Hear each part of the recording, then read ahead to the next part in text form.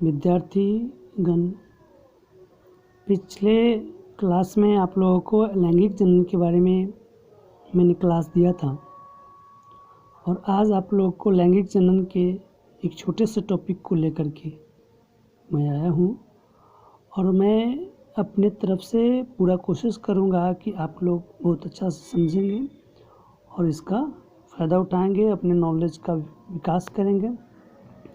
आज का टॉपिक है हम लोग का जनन अर्थात रिप्रोडक्शन में मैंने आप लोगों को लैंगिक पिछले क्लास में अलैंगिक जो है क्लास बताया था।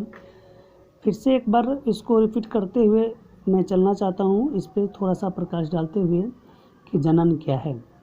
तो जनन एक प्रकार की क्रिया है। जनन एक प्रकार की क्रिया है जो जनक के द्वारा किया जाता है। और जनक कहते किसको हैं? तो जन्म देने वाले को जनक कहते हैं। जो नए जीवों को जन्म देते हैं उनको हम जनक कहते हैं। जनक जो है जनन के दो पार्ट्स हो जाते हैं, अलैंगिक जनन और लैंगिक जनन।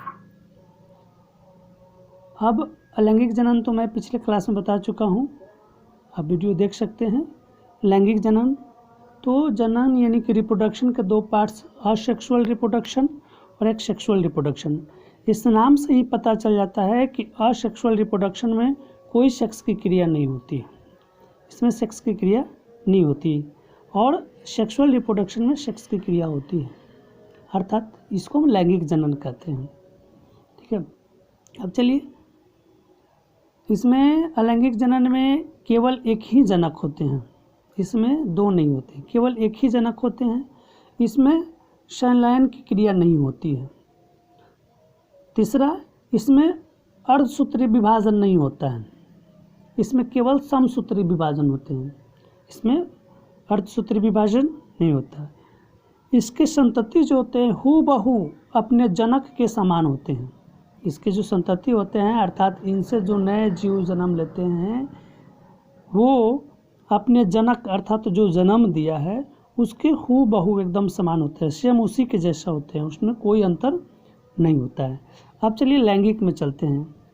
लैंगिक में दो जनक होते हैं, लैंगिक में जनक दो होते हैं, मेल और फीमेल, इसमें दो जनक होते हैं। दूसरा कि इसमें संलयन की क्रिया होती है। तीसरा, इसमें अर्धसूत्री विभाजन होता है, जबकि अलैंगिक में समसूत्री विभाजन हो रहा था, अर्धसूत्री विभाजन नहीं होता है। इसमें संतान अपने जनक से भिन्न होता है। संतान का जो रूप रेखा बनावट होता है, शरीर की कद काठी होती है, शरीर का जो चेहरे का रंग होता है, ये सारे चीज़ जो होते हैं इनके जनक से भिन्न होते हैं, अलग होते हैं। जबकि अलैंगिक जनन में सेम टू सेम होते हैं। जैसे आम के पेड़ ले लो और आम के एक छोटा पौधा ले लो, दोनों के पत्ती और संरचना सेम होता है, उनकी डालियाँ सेम होती हैं। या अमरूद का ले लो या किसी भी तरह के पौधा का, उस वृक्ष का पौधा ले लो, उसकी संरचनाएं वो देखने में सेम टू सेम अपने जनक के समान लगते हैं। लेकिन किसी भी माता पिता का बच्चा देखिएगा उनका चेहरा अलग होता है, कुछ बच्चों का उनके माता पिता से अलग उनका कलर हो जाता है ना।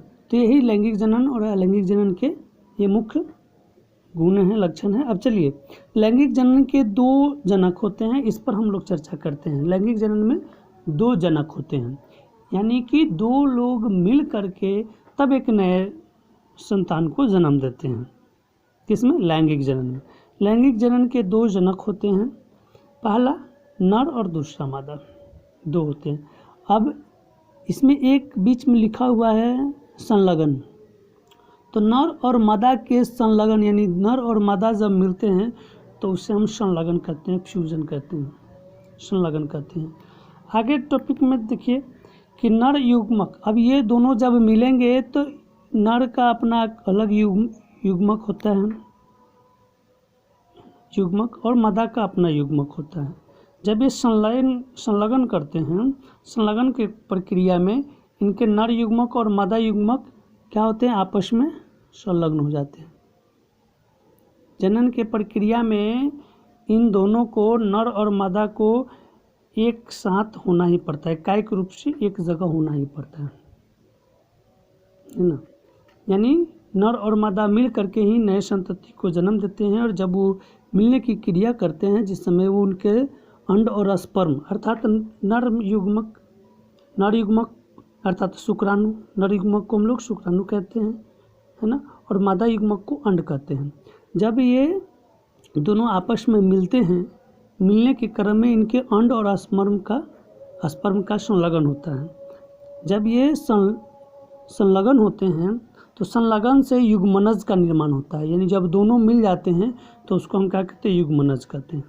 जब ये दोनों मिल जाते हैं तो इनको युग्मनज कहते हैं। अंड और स्पर्म जब मिल जाते हैं, है ना, तो उसको हम युग्मनज कहते हैं। और जब ये अलग अलग है तो ये क्या युग्मक कहलाएंगे, नर युग्मक और मादा युग्मक। जब अलग अलग हैं तो ये नर युग्मक मादा युग्मक कहलाएं। जब ये दोनों मिल गए तो मिलने के बाद ये युग्मनज कहलाएं, है ना। इसको इंग्लिश में जाइगोट कहते हैं, यानी जाइगोट का बनना, है ना। तो अंड और स्पर्म के संलग्न से यानी मिलने से युग्मनज बनता है। और ये युग्मनज की एक लंबी अवधि 9 महीने तक ये विकास की प्रक्रिया में रहता है। ये युग्मनज जो है ये 9 महीने तक विकास की प्रक्रिया में लगा रहता है। जैसे 9वें महीना पूर जाता है तो इससे एक नई संतति, नए शिशु का जन्म होता है ना। तो इसके विकास की प्रक्रिया जो है लंबा समय तक चलता है, जिसके बाद ये नए जीव को जन्म देते हैं। तो बाकी जीवों में, बहुत सारे जीवों में ये जनन की प्रक्रिया और जनन की जो अवधि है ये विकास की अवधि जो कम बेसी होती है, लेकिन मनुष्य में जो है 9 महीने तक होती है, और भी जीवों में 9 महीने तक होते हैं। कुछ ऐसे भी जीव हैं जिनके कम बेसी होते हैं इनकी अवधियाँ, तो इनकी प्रक्रिया की अवधि कम बेसी हो सकती हैं। अर्थात युग्मज, है ना, युग्मज से युग्मक जब मिलते हैं तो युग्मनज बनते हैं। युग्मनज के विकास की प्रक्रिया के बाद जो नए संतति जन्म लेते हैं, जो नए जीव जन्म लेते हैं उसे हम नए संतति कहते हैं। नेक्स्ट क्लास अब इतना ही हम लोग समझिए, इसको आप रिवाइज कीजिए, बार बार इसको पढ़िए। नेक्स्ट क्लास में हम लोग जानेंगे कि शिशु में माता पिता के गुण कैसे आते हैं, अर्धसूत्री विभाजन कैसे होते हैं, नेक्स्ट क्लास के लिए।